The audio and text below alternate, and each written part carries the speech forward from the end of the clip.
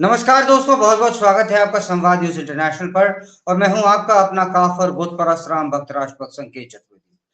दोस्तों, आखिरी चरण का चुनाव जो है वो बिल्कुल राउंड द कॉर्नर ही है। और ऐसे मौके पर भारत के पूर्व प्रधानमंत्री डॉक्टर मनमोहन सिंह ने पंजाब के मतदाताओं के लिए एक 3 पृष्ठ की चिट्ठी लिखी है।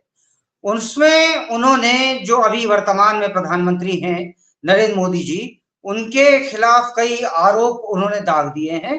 जिसके अनुसार अगर उस चिट्ठी को आप पढ़ें, उसमें उन्होंने कहा है कि उनकी विभाजनकारी नीतियां हैं और उनसे द्वेष बढ़ रहा है और पीएमओ की गरिमा घटी है और पंजाबियत का उन्होंने सम्मान नहीं करा, किसानों का उन्होंने अपमान करा है। कुछ ऐसे ही उन्होंने 3 पन्नों में अलग अलग प्रकार के आरोप डॉक्टर मनमोहन सिंह ने लगाए। तो इसी सब्जेक्ट का विश्लेषण करूंगा और आपको बताऊंगा कि दरअसल है क्या। हालांकि अगर शुरू करूं तो कुछ इस प्रकार से है कि रहा पुण्य अब भी तोलने को, उठा मस्तक गरज कर बोलने को। चलिए दोस्तों, आपको मैं बताता हूं पहला आरोप उस चिट्ठी में डॉक्टर मनमोहन सिंह ने क्या लगाया है नरेंद्र मोदी जी के ऊपर। तो उन्होंने कहा है कि पीएमओ की गरिमा कम करने का आरोप है जो उन्होंने लगाया है। तो मैं कहता हूं साहब, सबसे पहले पीएमओ की जो गरिमा है वो आपने ही कम कराई है। देखिए, याद कीजिए 29 सितंबर 2013 को न्यूयॉर्क में यूनाइटेड नेशन जनरल असेंबली की एक मीटिंग थी। वहां पर भारतीय प्रधानमंत्री को देहाती औरत करके प्रधानमंत्री पाकिस्तान ने संबोधित करा था और आपके मुंह से चूं तक नहीं निकली। तब मैं जानना चाहता हूं मनमोहन सिंह जी कि क्या प्रधानमंत्री पद की, प्रधानमंत्री कार्यालय की गरिमा नहीं गिरी थी? और अगर गिरी थी तो आपने करा क्या? हालांकि इस पूरे मामले में मोदी जी ने पाकिस्तान की लताड़ लगाई थी। उन्होंने अपने चुनावी भाषण में 2014 में जो हो रहा था तब कहा था कि हमारा प्रधानमंत्री कोई देहाती औरत नहीं है, इसलिए अपने शब्दों को जरा सोच समझ के आगे रखें। तो ये तो आपका पहला आरोप था जिसका मैंने उत्तर दे दिया। अब आपका दूसरा आरोप, जो मैं दोस्तों मेरे को पढ़ना पड़ेगा क्योंकि चिट्ठी 3 पन्नों की है, लंबी है। तो दूसरा इनका आरोप है, उन्होंने मनमोहन सिंह जी ने लिखा है, नफरत भरे मामलों से पीएमओ की गरिमा कम हुई है। अच्छा, नफरत भरे भाषणों से पीएमओ की गरिमा कम हुई है और नफरत भरे मामलों से पीएमओ की गरिमा कम हुई है। नफरत भरे भाषण, एक मैं आपको आपका जाते वक्त का भाषण याद दिला देता हूं, जिसमें आपने ये कहा था कि the right to resources of this country goes to the minorities. Minorities कौन है इस देश में, ये हम सब जानते हैं और आप लोग बता भी चुके हैं।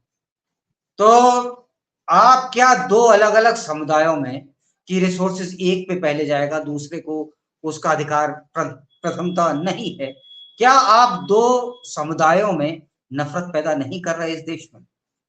बिलाशक आप कर रहे थे। तो आपके दूसरा जो प्रश्न है, जो आपकी दूसरी अभिव्यक्ति है, उसका भी उत्तर मैं संकेत चतुर्वेदी भी दे रहा हूं। अब रहा तीसरा। तीसरे में आपने कहा है कि मोदी जी के भाषण पूरी तरह विभाजनकारी हैं। तो मनमोहन जी आपके कांग्रेस के एक नेता हैं, बड़े नेता हैं, सैम पित्रोदा। उन्होंने कहा दक्षिण भारत के लोगों को अफ्रीकी उन्होंने बताया, ये विभाजनकारी नहीं है। उन्होंने कहा नॉर्थ ईस्ट इंडिया के जो लोग हैं वो लोग चाइना से उनकी शक्लें ज्यादा मिलती हैं, ये बयान विभाजनकारी नहीं है। वेस्टर्न इंडिया के लोगों को ये बताना कि वो लोग बेसिकली अरब्स से ज्यादा मिलते हैं, ये विभाजनकारी नहीं है। विभाजनकारी तो आपकी नीतियां सदैव रही हैं सर, और विभाजनकारी तो आपसे ज्यादा विभाजनकारी कोई हो नहीं सकता। मैं थोड़ा सा आपको इतिहास में पीछे ले चलता हूं।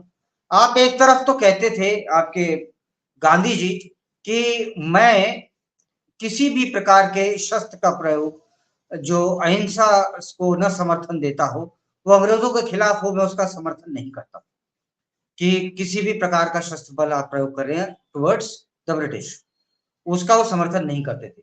लेकिन हाँ, फर्स्ट वर्ल्ड वॉर में और सेकेंड वर्ल्ड वॉर में वो पूरी तरह से समर्पित रहे थे।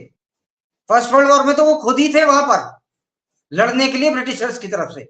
सेकेंड वर्ल्ड वॉर में वो कह रहे थे कि जो लोग लड़ने के लिए जाना चाहते हैं वो लड़ सकते हैं, let us help the Britishers. जो इंडिया गेट बना था ना, वहां पे जो नाम लिखे गए थे, ज्यादातर उन्हीं लोगों के नाम लिखे गए थे शुरुआत में, तो जिन्होंने सेकेंड वर्ल्ड वॉर में ब्रिटिशर्स की सेवा करी थी। और आपने उन्हें पूरी तरह से, अर्थात गांधी जी ने पूरी तरह से उत्साहित करा था कि जाइए लड़िए, क्योंकि हमारा इनका संबंध बहुत पुराना है। क्या ये नीति विभाजनकारी नहीं थी? जो आज आपको इतने साल बाद जा करके नरेंद्र मोदी की नीतियां विभाजनकारी लग रही हैं। और ये सिर्फ डायलॉग देने से कुछ नहीं होता सर। मैंने पहले भी अपने दर्शकों को कहा है कि कृपया एग्जाम्पल्स दें, कि to support what you are saying is right. आप एग्जाम्पल तो कुछ दे नहीं रहे हैं, आप बस इल्जाम पे इल्जाम लगा रहे हैं। और जब आपसे मैं प्रश्न करूंगा, मैं गारंटी देता हूं आपके चमचों में से कोई जवाब देने भी नहीं आएगा, डर के मारे भग जाएगा। और अगर आएगा तो वो वैसे पहले ही रिक्वेस्ट करेगा कि नहीं भाई साहब प्लीज समझा करो जरा। खैर एनीवेज, मैं आपके आगे उस पे एक और पे कहता हूं कि मोदी ने प्रधानमंत्री पद की गरिमा को कम करने का काम किया है। यह आपका एक और कटाक्ष है। इसका मैं आपको जवाब देता हूं। बराक हुसैन ओबामा ने अपनी पुस्तक अ प्रॉमिस्ड लैंड में 26/11 के हमले के बाद सैन्य कार्रवाई से आप, अर्थात मनमोहन सिंह जी, आप बच रहे थे। आपको लग रहा था कि बीजेपी की ताकत बढ़ जाएगी, तो क्या इससे प्रधानमंत्री पद की गरिमा को ठेस नहीं पहुंची थी? विदेश का राष्ट्रपति बराक हुसैन ओबामा, अमेरिका का राष्ट्रपति, वो कह रहा है कि आप अपने कर्तव्यों से बच के भाग रहे थे, और यहां आप भाषण दे रहे हैं नरेंद्र मोदी जी के लिए, जिन्होंने दांत खट्टे कर दिए थे। तब तो आपकी पार्टी कश्मीर में पुलवामा अटैक के बाद में सबूत मांगती फिर रही थी। कोई अपने देश से सबूत मांगता है क्या? क्या आपके ये सबूत मांगने से, अर्थात आपकी पार्टी के सबूत मांगने से, पाकिस्तान का मनोबल बढ़ा नहीं होगा? आपको क्या लगता है? अब आपने जो आगे लिखा है वो भी सुन लीजिए। आपने, क्योंकि भाई आपने लेटर पंजाब की जनता के लिए लिखा, आखिरी चुनाव अब वहां पर ही, लास्ट स्टेज वहीं का रह गया है, तो ऑब्वियसली आपने पंजाब में लिखा है तो पंजाब लोगों की तो आप बात करोगे। आपने कहा पंजाब और पंजाबियत को बदनाम किया नरेंद्र मोदी ने। 750 किसान दिल्ली की सीमाओं पर महीने से इंतजार करते हुए शहीद हो गए। रबड़ की गोलियां और लाठियां चलाई गई, साथ ही उन्हें आंदोलन जीवी कहकर आपने अपमान करा। सर, जरा पुरानी फुटेज देखिएगा। आपकी जो कुछ भी है, जो मीडिया टीम है, वो आपको शायद सही नहीं बताती। पुरानी फुटेज में आप देखिएगा किस प्रकार से टैंक को, ट्रैक्टर को टैंक बनाया जा रहा है, कि वहां पर आंसू गैस के गोले ना पाए, लोग वहां पे शील्ड अपने मास्क आगे खड़े हुए हैं। ये आपको प्रदर्शन लगता है? ये शांतिपूर्ण प्रदर्शन है? वो लाठी डंडे तलवारें लेकर के वहां पे खड़े हुए थे, ये शांतिपूर्वक प्रदर्शन है? लाल किले पे से भारत का झंडा हटा दिया गया, आपको ये शांतिपूर्वक प्रदर्शन लग रहा है?